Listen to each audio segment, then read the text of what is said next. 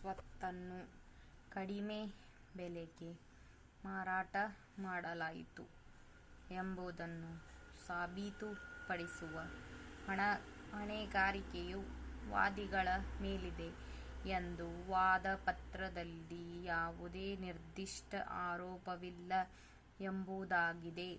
ಮೊದಲನೇ ಪ್ರತಿವಾದಿಯು ಅಧಿನಿಯಮದ 29ನೇ ಪ್ರಕರಣದ ಅಡಿಯಲ್ಲಿ ಅಧಿಕಾರವನ್ನು ಚಲಾಯಿಸುವ ಮೂಲಕ ದಾವಾ ಸ್ವತ್ತಿನ ಸ್ವಾಧೀನವನ್ನು ವಶಪಡಿಸಿಕೊಂಡಿತು ಎಂಬುದನ್ನು ವಾದಿಯು ವಾದಗೊಳಿಸಲಿಲ್ಲ. ಮೊದಲನೇ ಪ್ರತಿವಾದಿಯು ಹರಾಜು ನಡೆಸುವುದಕ್ಕಾಗಿ ಹೊರಡಿಸಿದ ಮಾರ್ಗಸೂಚಿಗಳಲ್ಲಿ ನಿಗದಿಪಡಿಸಲಾದ ಕಾರ್ಯವಿಧಾನವನ್ನು ಅನುಸರಿಸಿತ್ತು ಎಂಬುದೆಷ್ಟರ ಮಟ್ಟಿಗೆ ಸಾಕ್ಷ್ಯವನ್ನು ಹರಾಜುಪಡಿಸಿಲ್ಲದಿದ್ದಾಗ್ಯೂ ಹರಾಜನ್ನು ಕಾನೂನುಬಾಹಿರ ಅಥವಾ ಶೂನ್ಯವೆಂದು ನಿರ್ಧರಿಸಲು ಅದೊಂದು ಕಾರಣವಾಗುವುದಿಲ್ಲ. ಅಷ್ಟೇ ಅಲ್ಲದೆ ಕೆಸಿಸಿ ಬ್ಯಾಂಕು ಮೊದಲನೇ ಪ್ರತಿವಾದಿಯ ಬಾಕಿಗಳನ್ನು ಚುಕ್ತಾ ಮಾಡಲು ಮುಂದೆ ಬಂದಿತೆಂದು ಮತ್ತು ಹರಾಜನ್ನು ನಡೆಸದಿರಲು ವಿನಂತಿಸಿಕೊಂಡಿತೆಂದು ಸಾಬೀತುಪಡಿಸಲು ಸಾಕ್ಷ್ಯವನ್ನು ಒದಗಿಸಲು ವಾದಿಯು ವಿಫಲವಾಯಿತೆಂದು ವಾದಿಸಲಾಗಿದೆ. ವಾದಿಯು ಮೊದಲನೇ ಪ್ರತಿವಾದಿಗೆ ಬಾಕಿ ಹಣವನ್ನು ಪಾವತಿಸಲು ಪ್ರಯತ್ನಗಳನ್ನು ಮಾಡಿತೆಂದು ವಾದಿಸಿಲ್ಲ ಮತ್ತು ಹರಾಜು ನಡೆದ ಸಮಯದಲ್ಲಿ ವಾದಿಯಿಂದ ಬರಬೇಕಾದ ಬಾಕಿ ಎಷ್ಟಿತ್ತು ಎಂಬ ಬಗ್ಗೆ ವಾದಪತ್ರದಲ್ಲಿಯೂ ಬಹಿರಂಗಪಡಿಸಿಲ್ಲ. ಅಲ್ಲದೆ 2004ರಲ್ಲಿ ಮೊದಲನೇ ಪ್ರತಿವಾದಿಯು ದಾವಾ ಸ್ವತ್ತಿನ ಸ್ವಾಧೀನವನ್ನು ವಶಪಡಿಸಿಕೊಂಡಿತು ಮತ್ತು ಅದರ ಹೆಸರನ್ನು ಹಕ್ಕುಗಳ ದಾಖಲೆಗಳಿಂದ ಆರ್ಟಿಸಿ ತೆಗೆದುಹಾಕಲಾಯಿತು. ನಿಶಾನೆ P6ರ ಅನುಸಾರ ಎಂ.ಸಿ. ಪಾಟೀಲ್ ಎಂಬುವವರು ವಿ.ಜಿ. ಅಂಗಡಿ ಜಿಪಿಎ ಧಾರಕರಾಗಿದ್ದು, ದಾವಾ ಸ್ವತ್ತನ್ನು ಮಾರಾಟ ಮಾಡಲು ತನಿಖಾ ಅಧಿಕಾರಿ ನೀಡಬೇಕೆಂದು ಮೊದಲನೇ ಪ್ರತಿವಾದಿಯನ್ನು ಕೋರಿ 6/7/2007ರಂದು ಪತ್ರ ಬರೆದಿದ್ದಾರೆ ಎಂಬ ಸಂಗತಿಯನ್ನು ಗಮನಕ್ಕೆ ತೆಗೆದುಕೊಂಡಿದ್ದಾರೆ. ಆದರೆ ಅದನ್ನು ವಾದಿಯ ಪರವಾಗಿ ಹೇಳಲಾಗಿಲ್ಲ ಎಂಬುದನ್ನು ಸದರಿ ಪತ್ರವು ಬಹಿರಂಗಪಡಿಸುತ್ತದೆ. ಸಾರ್ವಜನಿಕ ಹರಾಜು ಅಂತಿಮ ಹಂತದಲ್ಲಿದೆ ಎಂದು ಮತ್ತು ನಿಗದಿತ ಮಾರುಕಟ್ಟೆ ಮೌಲ್ಯವು ₹30 ಲಕ್ಷವಾಗಿತ್ತು. ಆದರೆ ಆ ಮೊತ್ತವು ಮಾರುಕಟ್ಟೆ ಮೌಲ್ಯಕ್ಕಿಂತ ಕಡಿಮೆಯಾಗಿತ್ತೆಂದು ನಮೂದಿಸಿಲ್ಲ ಮತ್ತು ವಾದಿಯು ಇನ್ನೂ ಹೆಚ್ಚಿನ ಮೌಲ್ಯಕ್ಕೆ ಸ್ವತ್ತನ್ನು ಖರೀದಿಸಲು ಇಚ್ಛಿಸುವಂತಹ ಖರೀದಿದಾರರನ್ನು ಕರೆತಂದಿರುತ್ತಾರೆಂದೂ ಸಹ ನಮೂದಿಸಿಲ್ಲವೆಂದೂ ಸಹ ಸದರಿ ಪತ್ರವು ತೋರಿಸುತ್ತದೆ. ಈ ಪತ್ರವನ್ನು ಉಲ್ಲೇಖಿಸುತ್ತಾ ಅಧಿವಿಚಾರಣಾ ನ್ಯಾಯಾಲಯವು ಹರಾಜು ಪ್ರಕ್ರಿಯೆಗಳು ಅಂತಿಮ ಹಂತದಲ್ಲಿದ್ದವು ಎಂಬ ವಾದಿಗೆ ತಿಳಿದಿತ್ತು ಎಂಬ ಅಭಿಪ್ರಾಯವನ್ನು ವ್ಯಕ್ತಪಡಿಸಿದೆ. 11th paragraph PW1ರ ಪಾರ್ಟಿ ಸವಾಲನ್ನು ಉಲ್ಲೇಖಿಸುತ್ತಾ ಅಧಿವಿಚಾರಣಾ ನ್ಯಾಯಾಲಯವು ಅವನಿಗೆ ಹರಾಜಿನ ಬಗ್ಗೆ ಗೊತ್ತಿದ್ದರೂ ಅವನು ಅದನ್ನು ತಡೆಯಲು ಯಾವುದೇ ಪ್ರಯತ್ನ ಮಾಡಲಿಲ್ಲ ಎಂದು ಹೇಳಿದೆ. 2007 ಜುಲೈ 28ರಲ್ಲಿ ತನಗೆ ಹರಾಜಿನ ಬಗ್ಗೆ ತಿಳಿಯಿತೆಂದು ಮತ್ತು ತಾನು ಮುಂದೆ ಯಾವುದೇ ಕ್ರಮದಲ್ಲಿ ಕೈಗೊಳ್ಳಲಿಲ್ಲವೆಂಬುದು PW1ರ ಸ್ಪಷ್ಟ ಉತ್ತರವಾಗಿದೆ. ನಿಶಾನೆ P9ರಲ್ಲಿ ದಾವೆಯ ಸ್ವತ್ತಿನ ಮೌಲ್ಯವು ₹80 ಲಕ್ಷ ಗಳೆಂದು ನಮೂದಿಸಲಾಗಿದ್ದರೂ ದಾಖಲೆಯಲ್ಲಿನ ಸಾಕ್ಷ್ಯವು ₹50,05,000ಗಳಿಗೆ ಬಿಡ್ ಮಾಡಿದ ವ್ಯಕ್ತಿಯು ಸ್ವತ್ತನ್ನು ಖರೀದಿಸಲು ಮುಂದೆ ಬರಲಿಲ್ಲ ಎಂದು ತೋರಿಸುತ್ತದೆ.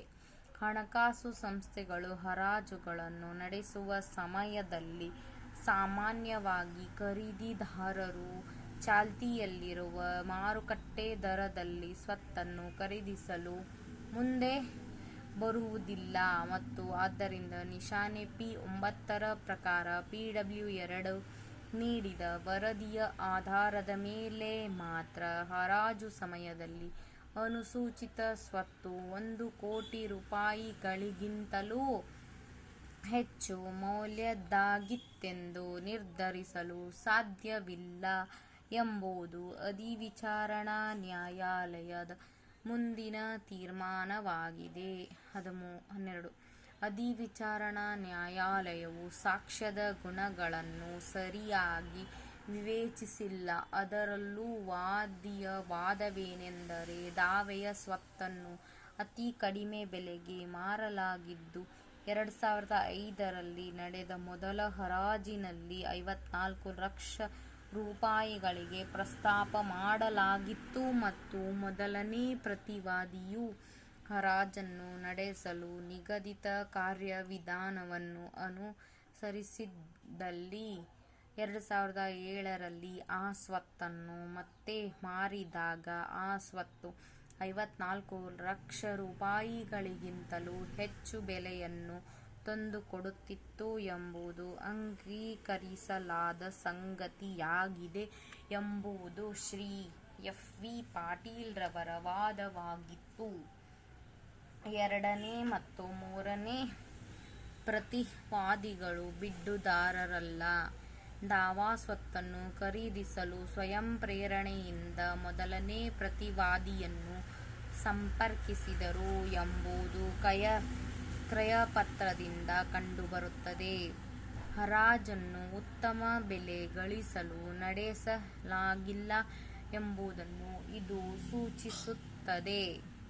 ಸ್ವತ್ತಿನ ಕನಿಷ್ಠ ಬೆಲೆಯನ್ನು ನಿಗದಿಪಡಿಸಿರಲಿಲ್ಲ ಮತ್ತು ಇದನ್ನು DW1 ಒಪ್ಪಿಕೊಂಡಿದೆ. ಮೊದಲನೇ ಪ್ರತಿವಾದಿಯು ಲಿಖಿತ ಹೇಳಿಕೆಯಲ್ಲಿ ಹರಾಜು ದಸ್ತಾವೇಜುಗಳನ್ನು ಉಲ್ಲೇಖಿಸಿದ್ದರೂ ಅವುಗಳಲ್ಲಿ ಯಾವುದನ್ನೂ ಹರಾಜುಪಡಿಸಿರಲಿಲ್ಲ. DW1 ರ ಪಾಟಿ ಸವಾಲು ಮೊದಲನೇ ಪ್ರತಿವಾದಿಯು ಎರಡನೇ ಮತ್ತು ಮೂರನೇ ಪ್ರತಿವಾದಿಗಳಿಗೆ ಸ್ವತ್ತನ್ನು ಮಾರಾಟ ಮಾಡುವ ಮೊದಲು ಕಾರ್ಯವಿಧಾನವನ್ನು ಅನುಸರಿಸಿರಲಿಲ್ಲ ಎಂಬುದನ್ನು ಬಹಳ ಚೆನ್ನಾಗಿ ಬಹಿರಂಗಪಡಿಸುತ್ತದೆ. ವಾಸ್ತವವಾಗಿ 2 ಮತ್ತು 3ನೇ ಪ್ರತಿವಾದಿಗಳ ಹೆಸರಿನಲ್ಲಿ ಕ್ರಯಪತ್ರವನ್ನು ಕಾರ್ಯಗತಗೊಳಿಸುವ ಮೊದಲು ದಾವಾ ಸ್ವತ್ತಿನ ಸ್ವಾಧೀನವನ್ನು ಅವರಿಗೆ ವಹಿಸಲಾಗಿತ್ತು. ಮೊದಲನೇ ಪ್ರತಿವಾದಿಯು ಹರಾಜನ್ನು ನಡೆಸುವ ಮೊದಲು ಕಾರ್ಯವಿಧಾನವನ್ನು ಅನುಸರಿಸಿರುತ್ತದೆ ಎಂದು ಅಧಿವಿಚಾರಣಾ ನ್ಯಾಯಾಲಯವು ತಪ್ಪಾಗಿ ಭಾವಿಸಿದೆ. ಎಲ್ಲೆಲ್ಲಿ ಕಟ್ಟುನಿಟ್ಟಿನ ಸಾಕ್ಷಿ ಅಗತ್ಯವಿದೆಯೋ ಅಲ್ಲೆಲ್ಲ ಪೂರ್ವಭಾವನೆ ಮಾಡಲಾಗದು. ಹರಾಜು ನಡೆಸಲು ಮಾರ್ಗಸೂಚಿಗಳನ್ನು ಅನುಸರಿಸುವುದು ಮೊದಲನೇ ಪ್ರತಿವಾದಿಯ ಕರ್ತವ್ಯವಾಗಿತ್ತು. ವಾದಿಯು ಕೃಷಿ ಕ್ಷೇತ್ರದಲ್ಲಿ ಸಹಕಾರ ಸಂಘವಾಗಿದೆ ಮತ್ತು ಆದ್ದರಿಂದ ವಾದಿಯ ಹಿತಾಸಕ್ತಿಗೆ ಬಾಧಕವಾಗಿ 2 ಮತ್ತು 3ನೇ ಪ್ರತಿವಾದಿಗಳಿಗೆ ಸ್ವತ್ತನ್ನು ಮಾರಾಟ ಮಾಡಲು ಮೊದಲನೇ ಪ್ರತಿವಾದಿಯು ಆತುರಪಡಬಾರದಿತ್ತು. 2 ಮತ್ತು 3ನೇ ಪ್ರತಿವಾದಿಗಳ ಹೆಸರಿಗೆ ಮಾರಾಟ ಮಾಡುವುದು ಕೆಟ್ಟದ್ದು ಮತ್ತು ಕಾನೂನುಬಾಹಿರವಾದದ್ದು ಎಂಬ ಅವರ ವಾದವನ್ನು ಸಮರ್ಥಿಸಲು ರಾಮಕಿಶನ್ ಮತ್ತು ಇತರರ ವಿರುದ್ಧ ಉತ್ತರ ಪ್ರದೇಶ ರಾಜ್ಯ ಮೊಕದ್ದಮೆಯಲ್ಲಿ ಸರ್ವೋಚ್ಚ ನ್ಯಾಯಾಲಯದ ತೀರ್ಪನ್ನು ಅವಲಂಬಿಸುವುದರ ಜೊತೆಗೆ ಮಹೇಶಚಂದ್ರ ವಿರುದ್ಧ ಪ್ರಾದೇಶಿಕ ವ್ಯವಸ್ಥಾಪಕರು, ಯುಪಿ ಹಣಕಾಸು ನಿಗಮ ಮತ್ತು ಇತರರ ಮೊಕದ್ದಮೆಯ ತೀರ್ಪಿನಲ್ಲಿ ಉದ್ಭೂತಭಾಗವಾದ ಮಹಾತ್ಮ ಗಾಂಧಿಯವರ ಮಾತುಗಳನ್ನು ಉಲ್ಲೇಖಿಸಿದರು. 13 ಪ್ಯಾರಾಗ್ರಾಫ್. ಮೊದಲನೇ ಪ್ರತಿವಾದಿಯು ಹರಾಜನ್ನು ನಡೆಸುವ ಮೊದಲು ಎಲ್ಲ ಕಾರ್ಯವಿಧಾನವನ್ನು ಅನುಸರಿಸಿದರೇ ಎಂದು ಮೊದಲನೇ ಪ್ರತಿವಾದಿಯ ಪರ ಹಾಜರಾದ ಶ್ರೀ ಶರದ್ ವಿ. ಮುಗದುಂ ರವರು ವಾದಿಸಿದರು. ವಾದಿಯು ಹರಾಜುಪಡಿಸಿದ ದಸ್ತಾವೇಜುಗಳು ಹರಾಜು ನಡೆಸುವ ಬಗ್ಗೆ ವಾದಿಗೆ ನೋಟಿಸನ್ನು ನೀಡಲಾಗಿತ್ತು ಮತ್ತು ಅತ್ಯುತ್ತಮ ಬೆಲೆಗೆ ದಾವಾ ಸ್ವತ್ತನ್ನು ಖರೀದಿಸುವ ಖರೀದಿದಾರರನ್ನು ಕರೆತರಲು ಕೋರಲಾಗಿತ್ತು. ಅವನು ಯಾರನ್ನೂ ಕರೆತರಲಿಲ್ಲ. ದಾವಾ ಸ್ವತ್ತನ್ನು 30 ಲಕ್ಷ ರೂಪಾಯಿಗಳಿಗೆ ಮಾರಾಟ ಮಾಡಲಾಗುವುದೆಂದು ವಾದಿಗೆ ಗೊತ್ತಿತ್ತು ಮತ್ತು ಅದರ ಪ್ರತಿನಿಧಿಯು ಹರಾಜಿನಲ್ಲಿ 30 ಲಕ್ಷ ರೂಪಾಯಿಗಳಿಗೆ ದಾವಾ ಸ್ವತ್ತಿನ ಮಾರಾಟವು ಅಂತಿಮ ಹಂತದಲ್ಲಿತ್ತೆಂದು ಮತ್ತು ವಾದಿಯು ಒಂದೇ ಕಂತಿನಲ್ಲಿ ಬಾಕಿಗಳನ್ನು ಮರುಪಾವತಿಸಲು ಸಿದ್ಧನಾಗಿದ್ದನೆಂದು ಹಾಗೂ ಅವನ ಸ್ವತ್ತು ಗರಿಷ್ಠ ಬೆಲೆಯನ್ನು ತಂದುಕೊಡುತ್ತದೆ ಎಂಬಂತೆ ಅದರಿಂದ ಮಾರಾಟವಾಗುತ್ತಿರುವುದಕ್ಕೆ ದಾವಾ ಸ್ವತ್ತನ್ನು ಬಿಡುಗಡೆ ಮಾಡಲು ಅನುಮತಿಯನ್ನು ಸಹ ಕೋರಿದ್ದಾನೆಂದು ನಿರೂಪಿಸಿ ನಿಶಾನೆ P6ರ ಪ್ರಕಾರ ಪತ್ರವನ್ನು ಬರೆದಿರುತ್ತಾರೆ. ವಾದಿಯ ಸ್ವತ್ತು 30 ಲಕ್ಷ ರೂಪಾಯಿಗಳಿಗೆ ಮಾರಾಟವಾಗುತ್ತದೆ ಎಂಬುದನ್ನು ತಿಳಿದಿದ್ದನು ಎಂಬುದನ್ನು ದಸ್ತಾವೇಜು ಸೂಚಿಸುತ್ತದೆ. ವಾದಿಯು ಈಗ ಯಾವುದೇ ಕಾರ್ಯವಿಧಾನವನ್ನು ಅನುಸರಿಸಿರಲಿಲ್ಲ ಎಂದು ಹೇಳಲಾಗದು. ನಿಶಾನೆ P6ರಲ್ಲಿ ನಿರೂಪಿಸಲಾದಂತೆ ವಾದಿಯು ಯಾವುದೇ ಖರೀದಿದಾರನನ್ನು ಕರೆತರಲಿಲ್ಲವಾದ್ದರಿಂದ ಸ್ವತ್ತನ್ನು ಮಾರಬೇಕಾಗಿತ್ತು. ಮಾರ್ಗಸೂಚಿಗಳನ್ನು ಅನುಸರಿಸಲಿಲ್ಲ ಎಂಬುದು ವಾದಿಯ ವಾದವಾಗಿಲ್ಲ. 30 ಲಕ್ಷ ರೂಪಾಯಿಗಳ ಮಾರಾಟ ಹಣ ಕಡಿಮೆ ಎಂದಷ್ಟೇ ಅದು ಹೇಳುತ್ತದೆ. ಅಧಿವಿಚಾರಣಾ ನ್ಯಾಯಾಲಯವು ವಾದಿಯ ವಾದಗಳನ್ನು ಸರಿಯಾಗಿಯೇ ನಿರಾಕರಿಸಿದೆ.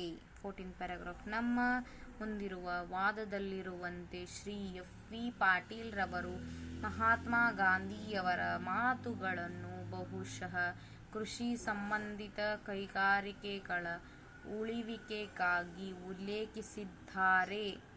ಆದರೆ ಮೊದಲನೇ ಪ್ರತಿವಾದಿಯು ಕಾರ್ಯವಿಧಾನವನ್ನು ಅನುಸರಿಸದೆ ಅಧಿನಿಯಮದ 29ನೇ ಪ್ರಕರಣದ ಅಡಿಯಲ್ಲಿ ಕ್ರಮ ಕೈಗೊಂಡಿದ್ದಾನೆ ಎಂಬುದು ವಾದಿಯ ವಾದವಾಗಿಲ್ಲ.